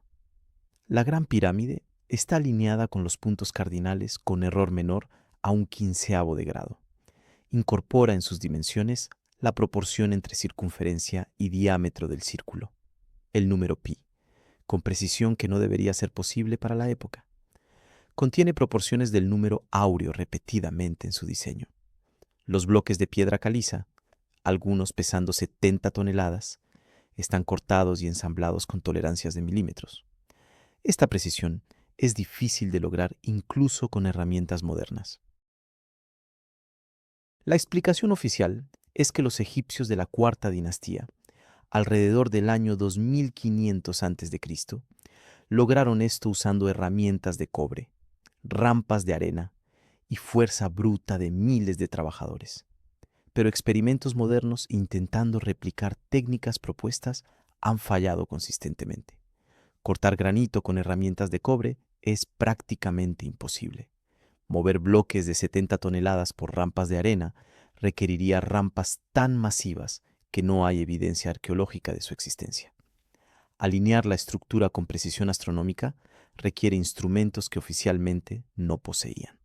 La brecha entre lo que la tecnología de esa época supuestamente permitía y lo que la Gran Pirámide demuestra es inquietantemente grande. Las tabletas sumerias ofrecen explicación alternativa que la academia rechaza sin examinarla seriamente. Describen conocimiento de construcción transmitido desde la era antediluviana. Mencionan específicamente a los Anunnaki enseñando arquitectura monumental. Si los egipcios heredaron conocimiento arquitectónico de tradición más antigua que se remonta a la civilización prediluviana, entonces la sofisticación de las pirámides no es anomalía, es aplicación de conocimiento preservado. Los egipcios no inventaron estas técnicas, las recibieron, las aplicaron y gradualmente las perdieron conforme las generaciones pasaban sin los maestros originales, para corregir errores acumulativos. Las líneas de Nazca en Perú presentan otro enigma arquitectónico. Geoglifos masivos grabados en el desierto, algunos extendiéndose por kilómetros, que solo son completamente visibles desde el aire. Fueron creados por la cultura Nazca entre el año 500 a.C. y 500 después de Cristo. Las líneas son extraordinariamente precisas, manteniendo rectitud perfecta sobre kilómetros de terreno irregular. Algunas forman figuras geométricas complejas. Otras representan animales con proporciones correctas que requieren planificación aérea. La pregunta obvia que la arqueología convencional evita es: ¿por qué crear arte que solo puede apreciarse desde altura que supuestamente no podían alcanzar? La respuesta estándar es que las líneas tenían propósito ceremonial relacionado con dioses celestiales. Esta explicación no resuelve el problema técnico de cómo lograron precisión que requiere vista aérea para verificar. Algunos investigadores han propuesto que los Nazca tenían globos aerostáticos primitivos, pero no hay evidencia sólida. La alternativa que nadie quiere considerar es que fueron guiados por aquellos que sí podían ver desde arriba. Las tabletas sumerias describen repetidamente a los Anunnaki viajando por aire, observando desde alturas. Si conocimiento de estos seres fue transmitido culturalmente a través de milenios, entonces civilizaciones posteriores como los Nazca podrían estar recreando diseños que sus ancestros lejanos aprendieron de maestros que volaban. Baalbek, en el Líbano, contiene los bloques de piedra más grandes jamás movidos por humanos. Los trilitos son 3 bloques de piedra caliza, cada uno pesando aproximadamente 800 toneladas. Fueron cortados, transportados y elevados a altura de 6 metros para formar parte del templo romano de Júpiter. Pero el templo romano fue construido sobre fundaciones mucho más antiguas de origen desconocido. Los trilitos son parte de estas fundaciones prerromanas. Los romanos no los colocaron ahí. Los encontraron ya en su lugar y construyeron encima. Las técnicas para mover 800 toneladas no existen ni siquiera hoy, sin maquinaria especializada moderna. Intentar explicar cómo civilización antigua, sin grúas, sin motores, sin tecnología moderna, movió estas piedras, ha derrotado a cada ingeniero que lo ha estudiado seriamente. Aquí está el patrón que emerge cuando examinas estos sitios sin prejuicio académico. Las construcciones más antiguas en cada sitio son típicamente las más sofisticadas. Las adiciones posteriores son menos precisas, menos ambiciosas, claramente inferiores en maestría técnica. Esto es opuesto a lo que desarrollo tecnológico progresivo predeciría. Esperaríamos que construcciones tempranas fueran toscas y mejoraran con tiempo. Pero vemos lo contrario. En Egipto, las pirámides de cuarta dinastía son perfectas. Las dinastías posteriores construyeron pirámides cada vez peores hasta que dejaron de intentarlo. En Perú, las fundaciones de Sacsayhuamán tienen bloques megalíticos ajustados con precisión milimétrica. Las paredes incas posteriores construidas encima son claramente inferiores. El patrón es consistente. La tecnología más avanzada está en las capas más antiguas.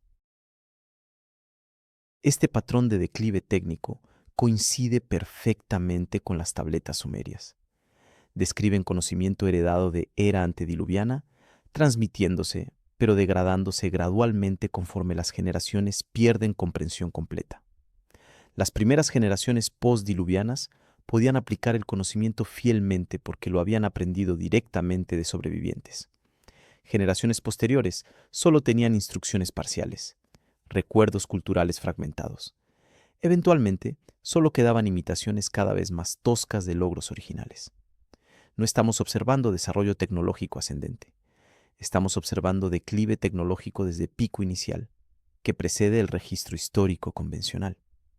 Los artefactos fuera de época son otro tipo de evidencia sistemáticamente ignorada. Objetos tecnológicamente sofisticados encontrados en estratos geológicos que preceden su invención oficial. El mecanismo de Anticitera, un dispositivo griego de engranajes complejos del año 100 a.C., que calcula posiciones astronómicas con precisión extraordinaria. La tecnología comparable no apareció nuevamente hasta relojes mecánicos del siglo XIV después de Cristo. 1400 años después. El objeto existe. Está fechado confiablemente. Demuestra conocimiento astronómico y capacidad mecánica que Grecia supuestamente no poseía. Se exhibe en museos como curiosidad sin que nadie pregunte seriamente: ¿de dónde vino este conocimiento? Las baterías de Bagdad son jarros de arcilla del año 200 a.C., que contienen cilindros de cobre y barras de hierro. Cuando se llenan con líquido ácido, generan corriente eléctrica. Son baterías funcionales creadas 2000 años antes de que oficialmente se descubriera electricidad. Los académicos las llaman objetos ceremoniales, porque admitir que son baterías requeriría explicar cómo mesopotámicos antiguos conocían principios eléctricos. La evidencia física es indiscutible. La interpretación es contorsionada para evitar implicaciones obvias. Estas no son invenciones aisladas de genios adelantados. Son aplicaciones de conocimiento que existía, pero fue perdido y olvidado. La lista de sitios arqueológicos imposibles continúa. Pumapunku, en Bolivia, con bloques de diorita cortados con precisión mecánica. Las pirámides sumergidas de Yonaguni, en Japón, que preceden civilización conocida en la región. Las esferas de piedra perfectas de Costa Rica, cuyo propósito y método de creación permanecen inexplicables. Los túneles neolíticos bajo Europa que conectan sitios separados por cientos de kilómetros. Cada uno es evidencia física de capacidad técnica que no debería existir en cronología convencional. Cada uno es descartado, minimizado o reinterpretado para evitar conclusión obvia. Hubo conocimiento y civilización mucho antes de lo que admitimos oficialmente. La resistencia académica a estas evidencias no es estupidez ni conspiración maliciosa. Es miedo institucional a implicaciones de estar fundamentalmente equivocados. Reconocer que estos sitios representan conocimiento heredado de civilización prediluviana requeriría reescribir cada libro de texto, reconsiderar cada teoría sobre desarrollo humano, admitir que hemos malinterpretado nuestro pasado durante 2 siglos. Las instituciones académicas han invertido demasiado en narrativa actual para abandonarla sin resistencia masiva. Es más fácil, más seguro, más profesionalmente viable declarar que las evidencias son anomalías que investigar honestamente qué podrían estar diciéndonos. Pero las piedras no mienten. Los estratos geológicos no se preocupan por paradigmas académicos. La evidencia física permanece, indiferente a nuestra incomodidad con sus implicaciones. Göbekli Tepe seguirá teniendo 11.600 años, sin importar cuánto perturbemos esa fecha. Los trilitos de Baalbek seguirán pesando 800 toneladas sin importar cuánto insistamos que tecnología antigua no podía moverlos. Las tabletas sumerias seguirán describiendo 400.000 años de cronología, sin importar cuántas veces las etiquetemos como mitología. La arqueología contra dogma no es competencia justa. Eventualmente, la evidencia gana. La pregunta es, ¿Cuánto tiempo más las instituciones pueden mantener el consenso que ignora lo que el suelo mismo está gritando? Hubo civilización antes de la civilización. Hubo conocimiento antes del conocimiento. Y todo lo que creíamos saber sobre nuestro pasado es solo el epílogo de una historia mucho más larga que alguien decidió que no deberíamos recordar. Imagina que tu bisabuelo era un científico brillante que desarrolló la cura para todas las enfermedades.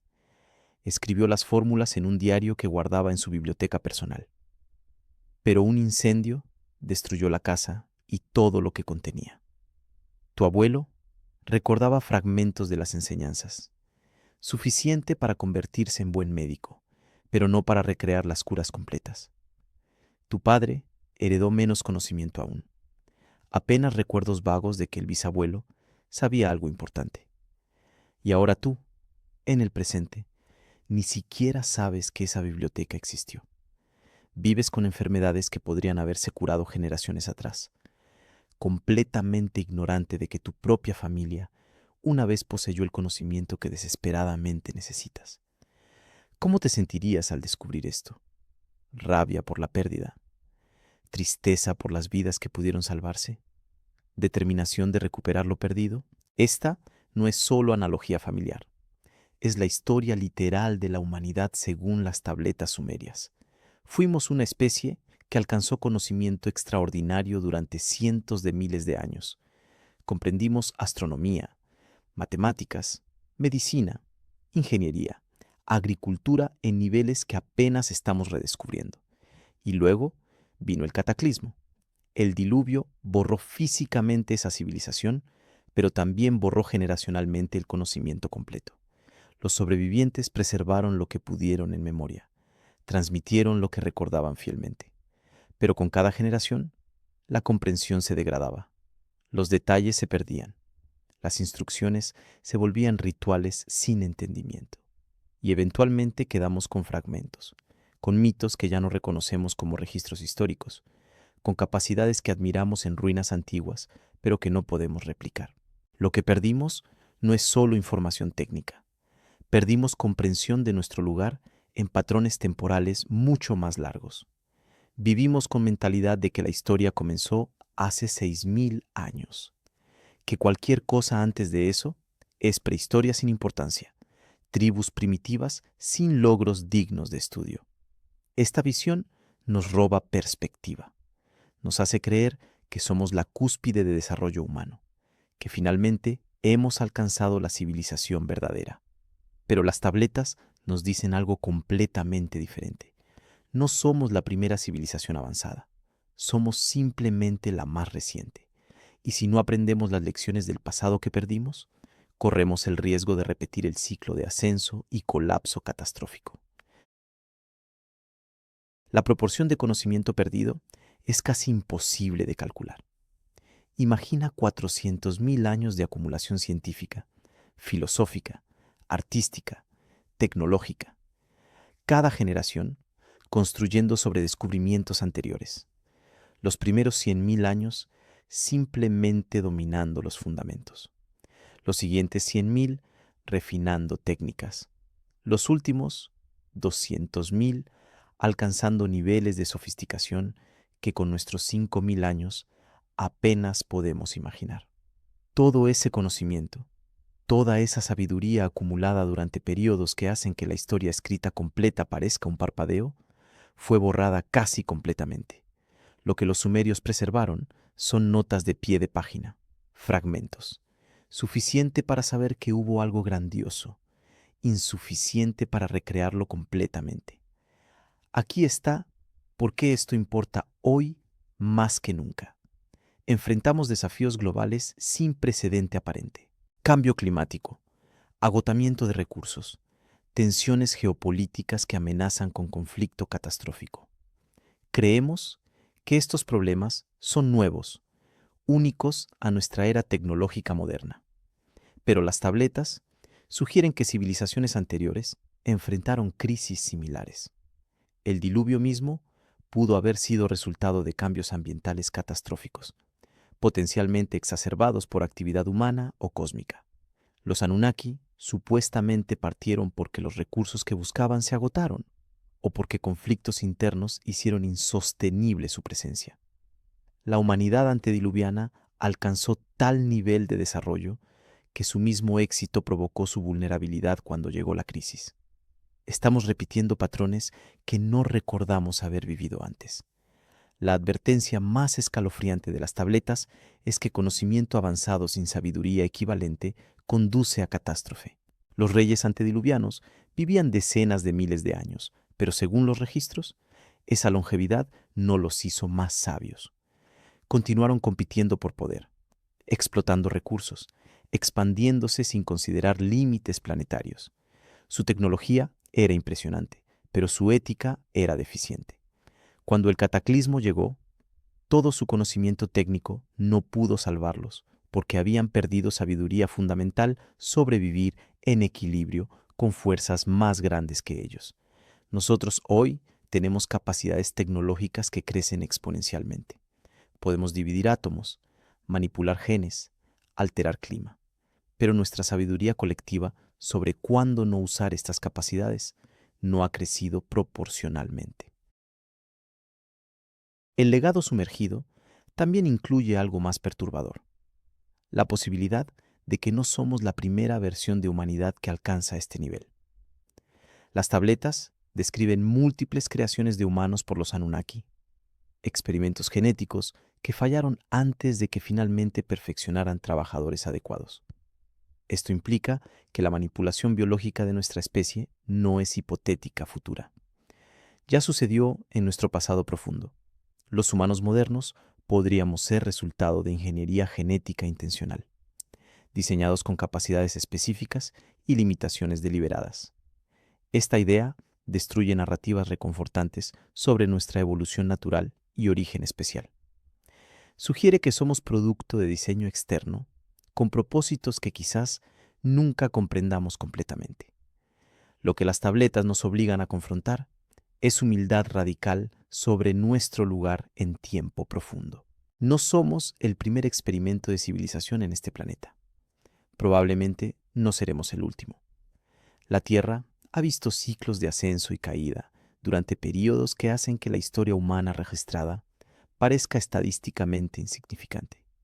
Cada ciclo alcanza cierto nivel de desarrollo, enfrenta crisis que no puede resolver, colapsa y deja apenas suficientes sobrevivientes para comenzar lentamente de nuevo. Los sumerios fueron conscientes de este patrón porque vivían suficientemente cerca del último colapso para recordarlo. Nosotros hemos olvidado porque estamos suficientemente lejos temporalmente, pero el patrón no ha cambiado, solo nuestra memoria de él. La pregunta más importante que las tabletas plantean para nosotros hoy es esta: ¿podemos romper el ciclo? ¿Podemos ser la primera iteración de civilización humana que alcanza desarrollo avanzado y luego sobrevive sus propias capacidades destructivas? Para hacerlo, necesitaríamos aprender lecciones que aparentemente ninguna civilización anterior aprendió exitosamente. Necesitaríamos desarrollar sabiduría proporcionalmente a nuestro poder tecnológico. Necesitaríamos comprender que crecimiento infinito en planeta finito es imposible.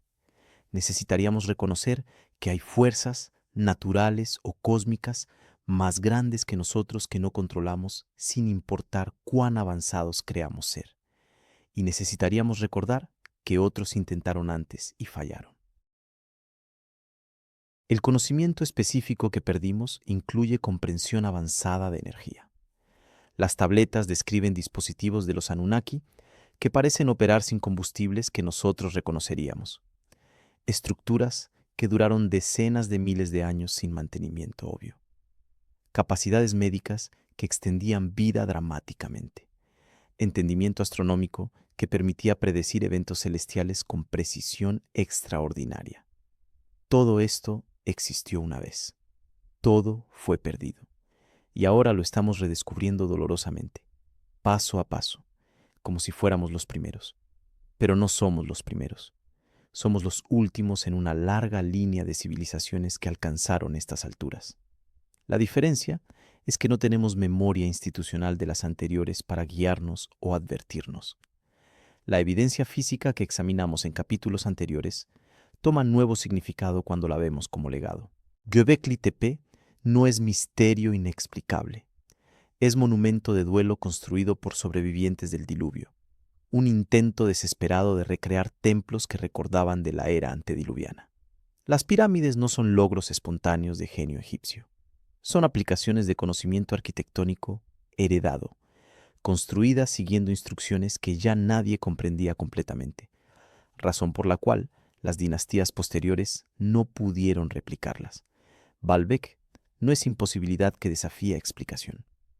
Es última aplicación exitosa de técnicas de construcción megalítica antes de que ese conocimiento se perdiera permanentemente.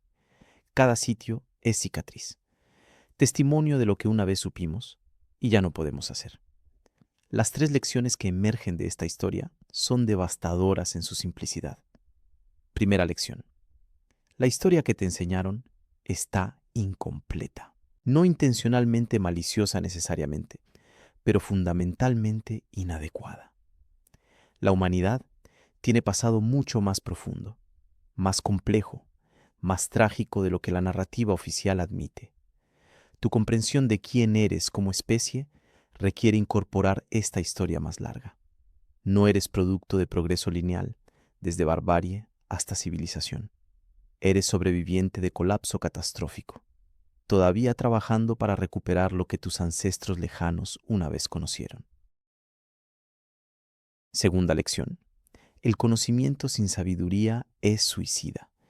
Puedes tener tecnología avanzada, comprensión científica profunda, capacidades que parecen divinas, y aún así, destruirte completamente si careces de sabiduría sobre cuándo no usar ese poder. La civilización antediluviana aparentemente tenía conocimiento extraordinario. No fue suficiente. Colapsaron de todas formas. Su conocimiento fue enterrado bajo agua y olvido. Nosotros hoy corremos el mismo riesgo. Nuestras capacidades tecnológicas crecen exponencialmente, mientras nuestra sabiduría colectiva permanece estancada. Esta desproporción es receta para repetir el ciclo. Tercera lección. La memoria es arma contra repetición. La razón por la cual las tabletas sumerias fueron escritas con tanto cuidado, preservadas tan meticulosamente, copiadas tan fielmente generación tras generación, es porque representaban memoria institucional de la humanidad. Los sumerios comprendían que olvidar el pasado garantizaba repetirlo. Registraron la cronología completa, los 400.000 años, no por orgullo académico, sino por necesidad existencial. Era advertencia y manual de instrucciones simultáneamente. Y nosotros, al descartar sus registros como mitología, hemos perdido precisamente la memoria que necesitamos para evitar repetir sus errores. El legado sumergido bajo las aguas del diluvio no está completamente perdido. Fragmentos sobreviven en tabletas de arcilla en sótanos de museos. Evidencia física permanece en sitios megalíticos alrededor del mundo. Conocimiento heredado continúa en prácticas, símbolos, mitos que ya no reconocemos como históricos. La pregunta no es si podemos recuperar este legado, es si tenemos coraje de reconocer lo que significa. Aceptar que la historia oficial está equivocada requiere humildad intelectual rara. Admitir que civilizaciones anteriores alcanzaron alturas que apenas estamos redescubriendo destruye arrogancia moderna de ser la generación más avanzada. Pero esta humildad es exactamente lo que necesitamos si queremos sobrevivir nuestras propias capacidades. Las tabletas sumerias no son reliquias de interés solo para historiadores y arqueólogos.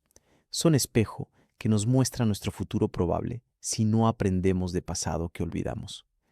Son advertencia grabada en arcilla, hace 5.000 años, por personas que vivían suficientemente cerca del último colapso para comprenderlo visceralmente. Son manual de instrucciones sobre cómo no repetir el ciclo, escrito por sobrevivientes que pagaron el precio más alto por el fracaso de sus ancestros. Y son invitación a recordar que somos parte de historia mucho más larga de lo que imaginamos.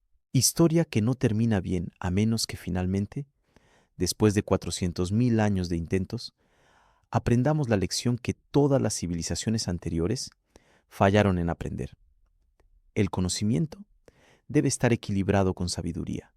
El poder debe estar limitado por comprensión de consecuencias. Y la memoria del pasado es el único antídoto contra repetición de catástrofe. Si esta historia te ha perturbado, bien, debería perturbar. Si te ha hecho cuestionar todo lo que creías sobre historia humana, perfecto. Ese cuestionamiento es el primer paso hacia comprensión más profunda. Y si te ha dejado con sensación de que hay mucho más por descubrir, por investigar, por recordar, entonces las tabletas han cumplido su propósito. No fueron escritas para ser archivadas y olvidadas. Fueron escritas para ser leídas, comprendidas y usadas como guía para no repetir los errores que casi nos destruyeron hace 13.000 años. La pregunta ahora es, ¿escucharemos finalmente lo que Sumeria intentó decirnos? ¿O seguiremos ignorando la advertencia hasta que sea demasiado tarde y otra civilización futura tenga que excavar nuestras ruinas preguntándose, ¿qué nos destruyó?